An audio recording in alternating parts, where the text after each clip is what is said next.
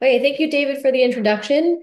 Today I'm going to speak on sexual expressions in dementia. I did do a similar talk last week for the provincial group. It was a little bit different. I focused more on sexuality and intimacy in long-term care, in older adults and in long-term care. Today we're going to talk a little bit more about a BPSD side of things, but we'll touch on both. So as mentioned, I'm a family physician. I'm based in Sudbury. I've just moved here and started my practice on November 1st. And I had a daughter. So I'm really trying to take it slow to get the ball rolling. I was previously in Kingston where I did my residency training and my care of the elderly fellowship. And I had a private practice in care of the elderly there before I came up to Sudbury. Okay, so I'm in private practice. I don't have any faculty relationships yet. The only financial interest I have to disclose is the stipend that I'm getting from CCSMH for this talk. I've received similar honoraria from Ontario long-term care clinicians for the community of practice. This program has received financial support from the Public Health Agency of Canada through CCSMH as a grant. It has not received any other in-kind support, and I don't have any conflicts of interest to disclose. As always, this is going to be an evidence-based talk. I was found because of my work. I published a paper on inappropriate sexual behaviors in dementia as a fellowship paper, which is how CCSMH found me. There will be a chance for you to give me feedback next week and disclose any biases that you may have detected. Okay, so today we're going to discuss and define sexual expressions of risk. We'll learn how to assess and document inappropriate sexual behaviors, review non-pharmacological management strategies, and then review the indications and evidence for pharmacological management. And then I'll propose an approach to pharmacological management in a world where there's very little evidence for this. Okay, so if the term sexual expression or sexual expression of risk is new to you, don't worry, it was new to me too. When I did my paper in 2022, I called it inappropriate sexual behaviors in dementia. Similar terms, hypersexuality, disinhibited sexual behavior, um, sexual aggression. Those are terms that you might know as a subclass of BPSD. Sexual expression of risk is a term that was coined by Behavioral Support Ontario in an effort to be more person-centered. And this is the terminology that the Canadian Clinical Practice Guidelines for Assessing and Managing BPSD use in the new release from 2024. And that was a combined effort between CCSMH and the Canadian Academy of Geriatric Psychiatry. So the definition is sexual expressions of potential risk can be defined as disruptive verbal or physical acts of an explicit or perceived sexual nature, which is intrusive or engaged upon without the consent of those around the person living with dementia. Okay. And that's an important part, that this has to be something that's inappropriate or non-consensual. Remember that as people age, it is very normal and common to have sexual relationships, intimate relationships, new and old. So not all sexual behavior in an older adult, even in one with dementia, is a behavior that's a risk. Okay, so consider the context and whether or not intervention is required. Often when we're talking about sexual expressions of risk, this is happening in a long-term care context, and there's a risk being posed to another individual or another resident in the home. But think about what the behavior is. Is this a verbal comment? Is it an exposure? Is it contact or non-contact sexually expressive behavior? What's the context? How frequently is it occurring? Are there factors that are contributing? Is it a problem, and to whom? And are there risks, and to whom? And are the participants able to give consent? Okay. I wrote competency, but what I meant was capacity to consent. So think about the individuals that are involved. If you have two people that are cognitively intact and they wish to engage in a sexual relationship, that is none of our business. That is perfectly fine and normal, and those two individuals can assume the responsibility for that relationship. If you have one or more individuals that have cognitive impairment, then you need to think about the capacity of those people to consent to sex. Are both parties aware of who is initiating sexual contact, or is there misidentification or delusion that's affecting the patient's choice? Can they state the level of sexual intimacy that they're comfortable with? Can they avoid exploitation or say no? is the behavior um, that's being seen consistent with previously held beliefs and values? And I'm going to come back around to that point too, because it's an interesting one from an ethical standpoint. Does the patient have the capacity to say no? Are they both aware of the potential risks of the relationship and what might happen if the relationship were to end? So, on that piece about the behavior being consistent with previously held beliefs, last week when I did the provincial echo series, we talked a lot more about capacity to consent in patients with dementia. And this is a really interesting point because you have two different, well, I'm sure you have many different scenarios that could happen, but I'll just demonstrate it with two different examples. So you might have a gentleman who has been married for 50 years. Say his wife passed away 20 years ago. He was always adamant that that was his one true love. That was the only woman that he wanted to have sex with. He didn't want to date. He never wanted another partner. Now, if he develops cognitive impairment and he starts having a relationship with someone in his long-term care home, is that a change in his previously held moral belief, or is that a symptom of his cognitive impairment? Another interesting perspective to take on it is those developing homosexual relationships. So there's lots of men and women who grew up in this time that are now developing cognitive impairment, but grew up in a society where it wasn't appropriate to have homosexual relationships. So that might be something that they inhibited for many years. So now if you see a person with dementia then develop a new interest in sexual relationships with partners of the same sex, is that a change in their previously held beliefs? Is it a symptom of their disease? Or is it maybe now that the walls are coming down and a reflection of what they truly wanted? Very interesting stuff from an ethical standpoint. Any clinicians that are doing assessments consider the clinical factors that may be contributing. So is this potentially a presentation of delirium? You need to think about mood disorders, particularly mania. If that's a patient has the appropriate history for that, is it a psychosis or a substance use disorder that's coming out in this way? Also think about urinary tract infections or fecal impaction, because discomfort in the pelvic region can cause a lot of genital touching, which may be misconstrued as inappropriate. Also think about medications. So dopamine agonists like pramipexole or those used to treat Parkinson's can cause a lot of sexual side effects. Benzodiazepines as well with the disinhibition and androgen supplements. For documentation, this is one of the recommendations that came out of that 2024 clinical guideline for PPSD. This is looking at sexual expressions. So CCSMH recommended using the St. Andrews Sexual Behavior Assessment Scale for detecting and documenting sexual expressions of potential risk in dementia. There's not a lot of great evidence for this, but it's a really cool tool. I'll show you on the next slide. It's similar to your DOS charting. So this will include a behavior, the antecedents, and interventions. And it can be helpful for standardizing measurements. This was validated over a 10-week period. That's a long time to be watching a behavior, especially when there's a potential risk involved. But it is quite nice to conceptualize sexual expressions of risk. So if you look here, under your behaviors on the left-hand side, there are verbal comments, non-contact, exposure, and touching others, and they've provided some examples that rank them on severity or level of risk. So for example, for verbal comments, it can be something simple or less invasive like, I love you, or you're gorgeous, all the way up to saying something like, show me your knickers, or I want to shag you, which is more invasive. Right. Non-pharmacological management, as with any type of BPSD, should be your first line of defense. Think about the behavior in its context and remove any environmental or precipitating factors that you may be able to identify.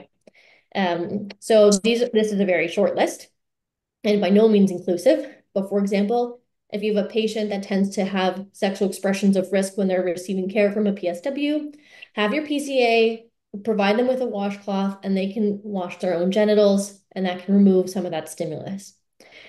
Tight clothing, a hot room, or needing to use the bathroom are often triggers for disrobing, so you can consider those types of triggers. Avoid gestures that might be understood, like hugging residents or holding their hands. If you have a patient likes physical contact, then providing a body pillow or a stuffed animal can be helpful to cuddle. Distractions and redirection strategies are also a good idea. So crafts, fiddle toys, something to occupy the hands. and opportunities to relieve sexual urges. It's very normal and common for older adults to be masturbating. If that's happening in private, that's a normal behavior and that's not a problem. If it's happening in public areas, redirecting them to a private room and giving them the privacy to be able to leave those sexual urges is appropriate. Separating residents from co-resident or staff, if you can. The problem with moving residents is that they're likely to develop that behavior against another resident if you move them. So that's often a short-term solution or just displaces the risk. Staff members as well. Oftentimes it's difficult to find staffing in long-term care homes, and you might not have the options or the flexibility to provide staff members that ability to avoid those residents. I put the recommendation down here from CCSMH as well. It's basically the same thing, but just to reiterate that these are the recommendations from the national guidelines. Okay, and then pharmacological management. This is an interesting topic. This should only be reserved for cases that fail non-pharmacological management and when there's a significant risk to another individual. Before you prescribe anything, attempt to discontinue medications that could be worsening the problem. So, like I mentioned before, benzodiazepines, dopamine agonists, cholinesterase inhibitors too, and androgen supplements. The CCSMH does not recommend for or against the use of pharmacological interventions because of the very poor quality evidence, and we're going to talk about that in the next couple slides. So there's two reviews that I'll point out to you, which I used for this presentation. So approach to inappropriate sexual behavior in people with dementia was a literature review done by a care of the elderly fellow that was a predecessor of mine at Queen's. So Dr. Joller did this paper. This is in the community context, so looked at all comers with dementia. I liked the paper, but found that the population was a little bit different in long-term care. So the second paper is my own. And I looked at pharmacological management of inappropriate sexual behaviors, specifically in the long-term care context. So this was my paper that was published in the Canadian Geriatric Society in 2022, and then again in CFP as a geriatric gem. The evidence for all pharmacology is weak. It's essentially non-existent. And all of the medications that I'm going to go over are off-label. None of them have been studied in this population. Everything that I'm going to present to you is from case reports. It's always a handful of residents, and they're often in different homes. You might all be able to bring up a case to mind from community or long-term care where you've had some inappropriate sexual behavior, so everyone will know one, but it's hard to get a collection of them together to actually do some kind of controlled studies.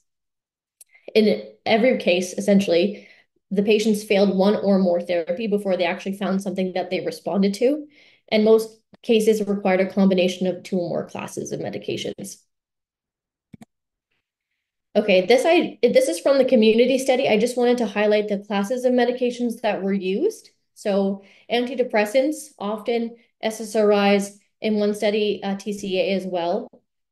Antidepressants are used to manage sexual expressions of risk because of the sexual side effects. So for any age group, any sex, antidepressants can decrease libido and cause anorgasmia.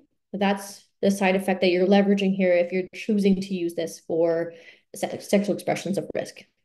Another class is antipsychotics. Antipsychotics are thought, or obviously dopamine blocking. That's why they're thought to help with decreasing sexual inappropriate behaviors. Anticonvulsants is a little bit of a mixed bag. I think it's carbamazepine, which is actually thought to reduce hormone levels, whereas gabapentin, likewise to the antidepressants, causes sexual dysfunction as a side effect. Cholinesterase inhibitors, donepezil was actually found to cause an increase in sexual expressions of risk, whereas ribostigmine improved it in a couple of cases. So a little bit of a mixed bag there. Cimetidine or H2 blockers, that was again hormone-related side effects, but with anticholinergic. side effects, which made them a little bit less favorable. Of course, you have all of the anti-androgens, the estrogens, and the GnRH agonists. Those directly decrease hormone levels and are essentially chemical castration. The ones that were only studied in community were the cholinesterase inhibitors, the beta blockers, and the GnRH agonists. This is my study, so this is the same list, but ones that were studied in long-term care, and it's essentially the same, just to show the similarity there. Okay, if you have to use pharmacological management to manage sexual expressions of risk, this is how I would approach it. These are just my recommendations, having done the literature review in long-term care specifically, but across the board, really very poor evidence. So the way that I looked at it was to try and leverage side effects for medications that we know are safer in older adults or could potentially treat two things at once. So SSRIs would be my first option. Citalopram, escitalopram, and sertraline are all very well tolerated in older adults. Very commonly, you'll have a person that has dementia, but also has BPSD with anxiety or depression or apathy. So potentially hitting more than one side of the coin there with using an SSRI. Similarly, an alpha-5 reductase inhibitor like finasteride or dutasteride, these are commonly used to treat men with BPH. 80% of men over 80 will have BPH, so potentially helping with lower urinary tract symptoms and also treating the sexual expressions of risk. Second line medications, I would suggest gabapentin. Low doses, so 100 milligrams twice a day or 3 times a day in an older adult, those should be fairly tolerable doses. Gabapentin at higher doses can be quite anticholinergic and cause worsening of cognition, delirium, falls, ataxia. So best to stay with lower doses. And then cimetidine, I've never used it. I've never even prescribed it as an antihistamine. It is highly anticholinergic and we often have better options, but cimetidine is something you could consider. Third line, if you are at the point where you're considering using an anti-androgen, you should be consulting geriatric psychiatry. These are medications that in family medicine, we're not going to be prescribing very often, and they truly are chemical castration. There's a little bit of a fine line there where you're trying to use something like citalopram to decrease libido. You can make an argument that that's chemical castration. I think if you're trying to reduce side effects or trying to manage another symptom at the same time, you might have a bit of a better argument. If you're using an anti-androgen, you truly are just trying to decrease this person's hormones with the thought to decrease that sex drive. So a little bit of an ethical gray area there, and something you should really be careful with. If you have an urgent situation where you need a response quicker, then an antipsychotic might be appropriate. Of course, we try not to use antipsychotics for managing PTSD in people with dementia because of the risk of all-cause mortality. However, they are quicker than using something like I or an alpha-5 reductase inhibitor where you know it's going to take weeks to titrate up to effect. So risperidone, olanzapine, and aripiprazole seem to be the most consistent in the scarce amount of literature that I looked at. And I would be doing that with one of those first line options with the goal of deprescribing the antipsychotic after that 3-month period, which should be best practice for antipsychotic prescribing in dementia regardless. You could also consider ribostigmine in a community-based cohort. There was a couple case studies which showed a decrease in sex expressions of risk. Propanol and Pinolol were another 2 beta blockers that were used in community, which seemed to help, although I wasn't quite sure why they had that effect. Remember, if you're prescribing any kind of pharmacology, this is all going to be off-label stuff. So consider the risks to the patient, consider the risks to the people around them, consider the side effects of the medications, and try to pick something where you can hopefully help 2 problems at once. Discuss the case, discuss the management, discuss the fact that it's off-label with the family, and document and then document again for good measure. And let's have a talk.